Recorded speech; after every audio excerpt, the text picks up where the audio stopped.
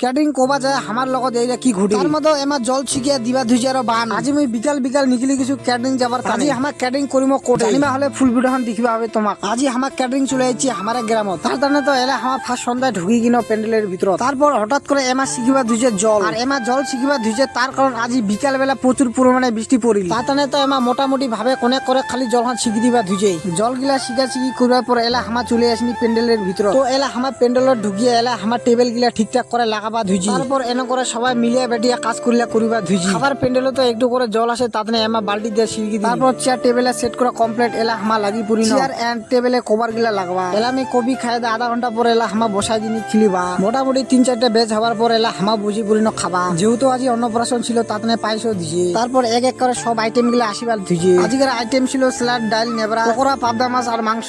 তারপর দিতে দিতে মোর থালি চলে আসিল মাংস দেরি না করে এলা দিজুমি পুরা দমসে খাবা আর আজকের ভিডিও যদি ভালো লাগে লাইক শেয়ার ফলো করে পাশে থাকবে তারপর এলা আমি ভাতটার খাওয়ার পর আরো লাগি পুরিনো পরিবেশন করিবা মোটামুটি প্রায় সব লোকের খাওয়া দাওয়া কমপ্লিট হয়ে গেছে সবাইকে খাওয়া দাওয়া করার পর এলা আমার লাস্টে খাওয়া দাওয়া করে সবাই গল্প কবা ধুইছি ডিজে নাচিবা জানমন্ত্রে ডিজে করে দিল আরো বন্ধ।